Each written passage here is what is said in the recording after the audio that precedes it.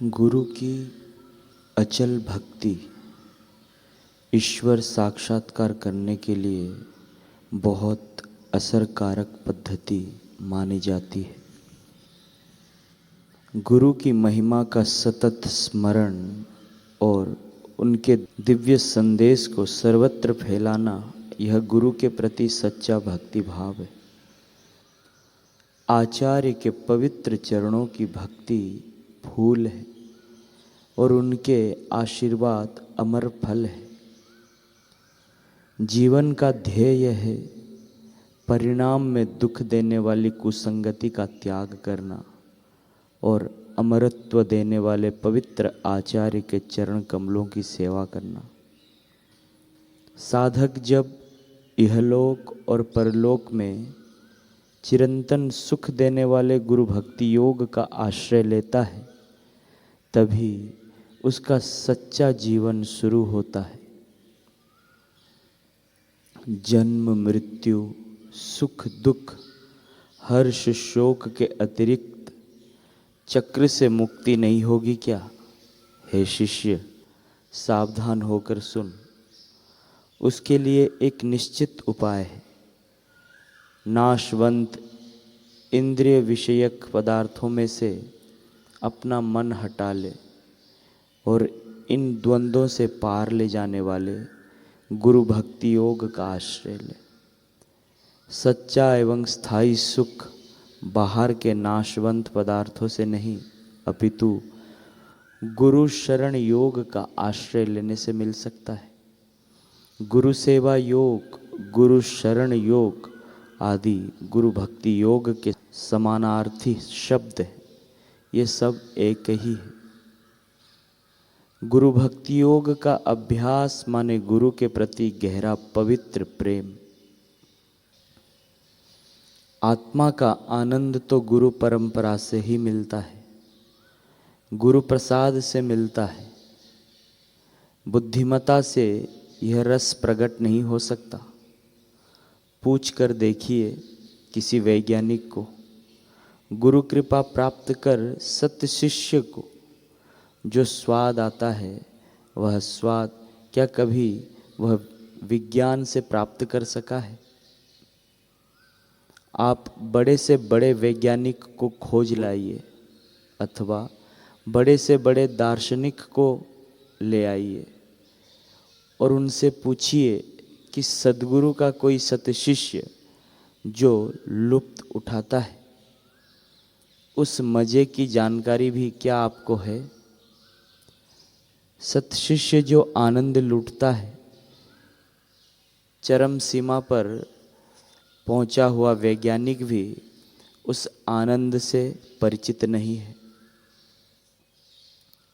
विज्ञान के सभी साधन एकत्रित करके भी जो सुख व्यक्ति ले सकता है, वे गुरु कृपा से प्राप्त सुख के आगे नितांत तुच्छ है। शिष्य के हृदय में जो सुख छा जाता है, वह त्रैलोक्य के साम्राज्य से भी मिलना सुलभ नहीं। इसीलिए तुलसीदास जी ने कहा है, तीन टुक कोपन की भाजी बिना लूण, तुलसी हृदय रघुवीर बसे तो इंद्र बापड़ो कूण। इंद्र का सुख क्या है? अप्सराओं के नाच गान में क्या सुख है? अरे देवताओं पर भी आदेश चलाने का सुख क्या है?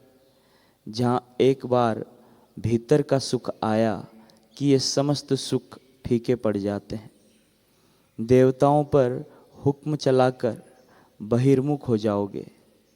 देवता यदि आदेश ना माने तो द्वेष होगा। आत्मा के आनंद में तो राग द्वेष के लिए स्थान ही नहीं। वहाँ तो ना कोई देवता है और ना ही कोई आज्ञा देने वाला। वहाँ तो परम देव के साथ एक रूप हो रहे हैं। द्वैत के पर्दे फट रहे हैं और अद्वैत का आविर्भाव हो रहा है।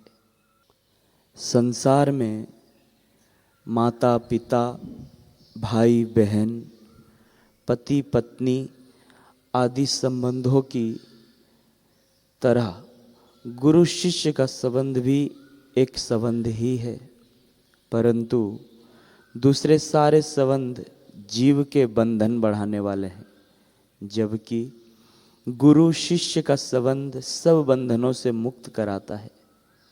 इसीलिए संसार में यदि कोई सार्थक संबंध है तो वह है गुरु शिष्य का संबंध।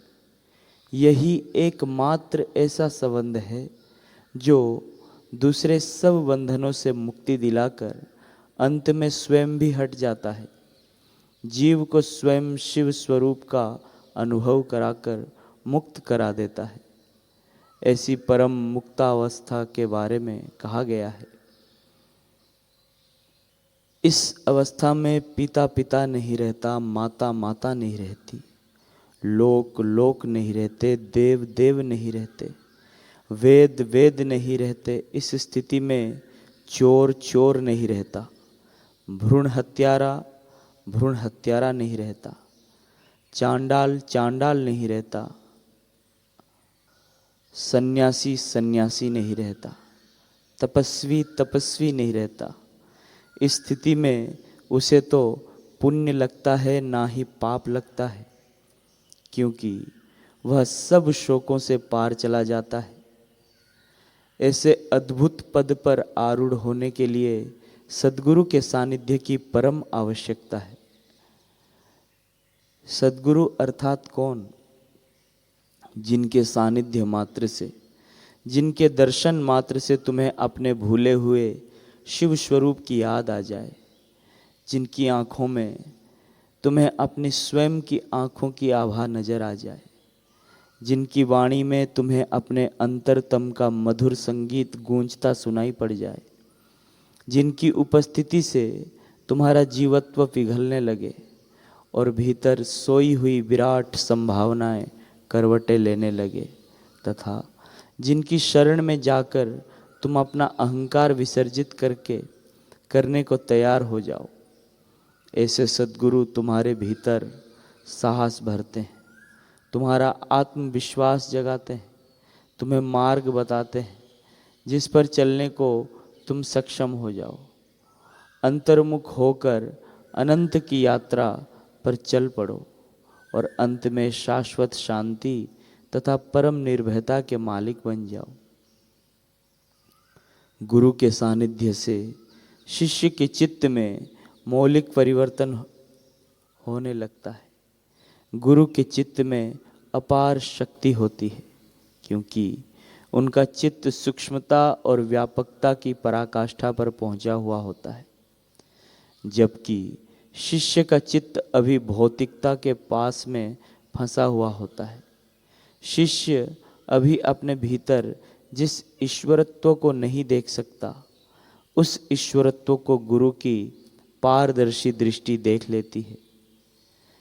शिष्य को उसके ईश्वरत्व में जगाने में गुरु सहायता करते हैं।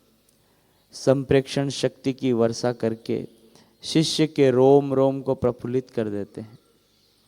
मानव जाति का यह सौभाग्य है कि आज विश्व भर के वैज्ञानिक आध्यात्मिक रहस्यों की खोज करने में दिलचस्पी लेने लगे हैं। अनेक प्रकार के प्रयोग करके अध्यात्म शास्त्र को वैज्ञानिक ढंग से जांचने और समझने के लिए प्रयत्नशील हैं। मनुष्य की उपस्थिति का प्रभाव, उसके संकल्पों और कृत्य का प्रभाव वनस्पति पर कैसा होता है, यह जानने के लिए अनेक प्रयोग हुए हैं। एक कमरे में 4 पौधों को 4 गमलों सहित रखकर बारी बारी से 4 व्यक्तियों को उसके पास गुजारा गया। 4 में से एक व्यक्ति ने पूर्व के संकेत के अनुसार एक पौधे को कुचलकर नष्ट कर दिया। बाकी के 3 पौधों पर अति संवेदनशील यंत्र लगा दिए गए थे, जो उनके सूक्ष्म संवेदनों को पकड़ते थे। अब हर व्यक्ति को बारी बारी से उन पौधों के पास फिर से भेजा गया। 3 व्यक्तियों के पास में से गुजरते समय पौधों पर कुछ भी प्रभाव नजर नहीं आया, परंतु जब पौधे को कुचलने वाले उस चौथे व्यक्ति को भेजा गया तो वे पौधे घबराए। इस घबराहट के संवेदनों को यंत्रों ने सुई द्वारा स्पष्ट रूप से बताया। दूसरे एक प्रयोग में एक बगीचे के माली को दूसरे गांव भेजा गया। बगीचे के पौधों पर लगे यंत्रों ने पौधों के भीतर बढ़ते हुए विषादपूर्ण कंपनों को दर्शाया, जैसे माली के दूर जाने से पौधों को बड़ा दुख हुआ हो। फिर जिस दिन माली ने बगीचे के पास आना आरंभ किया, उसी समय ये यंत्रों ने पौधों के भीतर फैलते हुए हर्ष उल्लास के आंदोलनों को दर्शाना शुरू कर दिया। चैतन्य की सुषुप्त अवस्था में रहती हुई वनस्पति पर अशिक्षित माली की चेष्टाओं का प्रभाव पड़ता है, तो परम सूक्ष्म अवस्थाओं में विचरण करते हुए सद्गुरु की अमृतमय दृष्टि से शिष्य के अंदर सोई हुई चैतन्य की चिंगारी सुलग कर विशाल प्रकाश पुंज बन जाए तो उसमें क्या आश्चर्य है।